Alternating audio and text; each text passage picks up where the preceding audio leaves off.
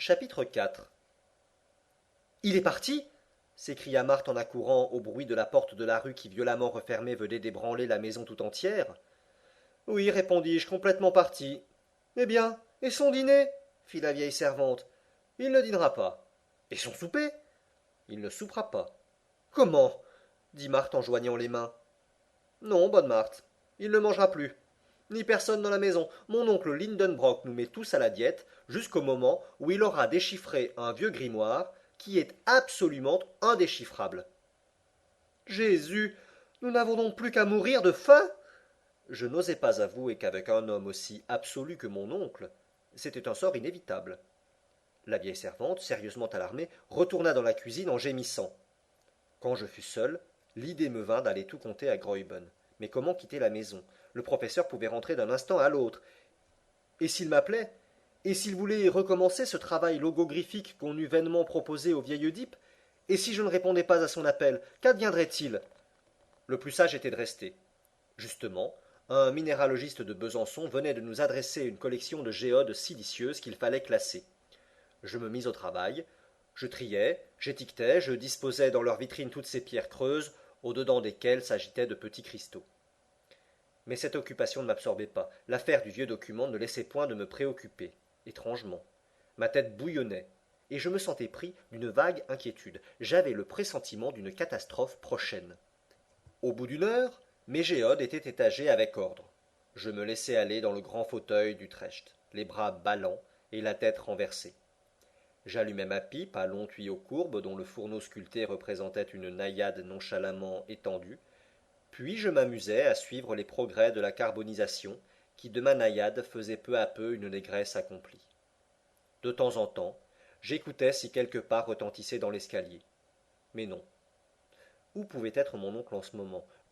Je me le figurais courant sous les beaux arbres de la route d'Altona, gesticulant, tirant au mur avec sa canne, d'un bras violent, battant les herbes, décapitant les charbons et troublant dans leur repos les cigognes solitaires. Rentrerait-il triomphant ou découragé? Qui aurait raison, l'un de l'autre, du secret ou de lui? Je m'interrogeais ainsi, et machinalement, je pris entre mes doigts la feuille de papier sur laquelle s'allongeait l'incompréhensible série de lettres tracées par moi. Je me répétais: qu'est-ce que cela signifie? Je cherchais à grouper ces lettres de manière à former des mots. Impossible. Qu'on les réunît par deux, trois, ou cinq, ou six, cela ne donnait absolument rien d'intelligible. Il y avait bien les 14e, 15e et 16e lettres qui faisaient le mot anglais ice, la 84e, la 85e et la 86e formaient le mot sœur. Enfin, dans le corps du document et à la troisième ligne, je remarquai aussi les mots latins rota, mutabile, ira, nec et atra.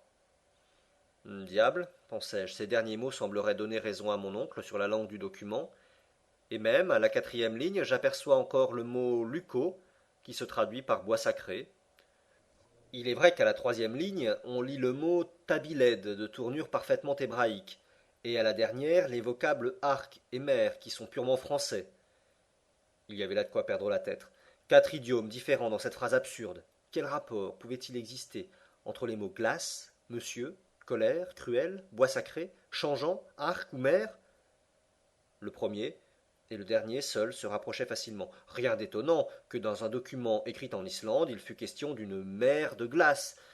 Mais de là à comprendre le reste du cryptogramme, c'était autre chose.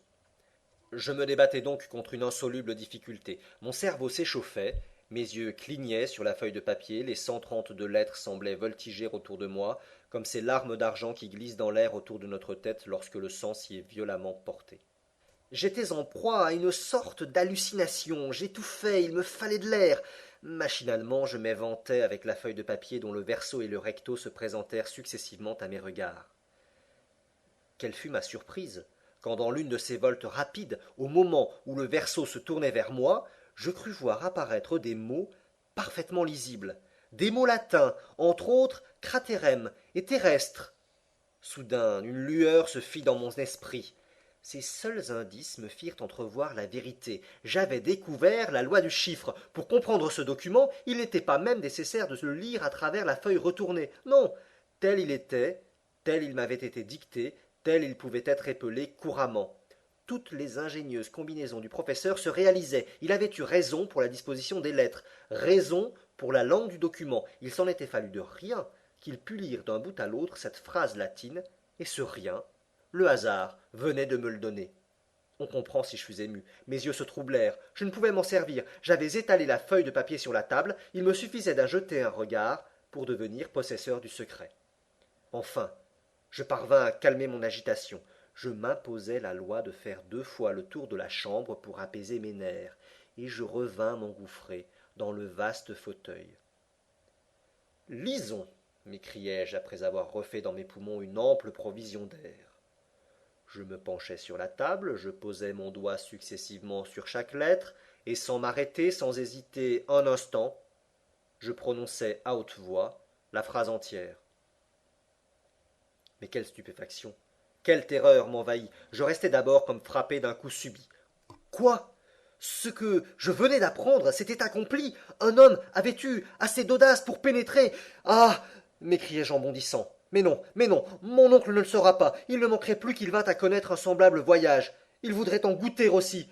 Rien ne pourrait l'arrêter. Un géologue si déterminé, il partirait quand même, malgré tout, en dépit de tout, et il m'emmènerait avec lui. Et nous n'en reviendrions pas. Jamais, jamais.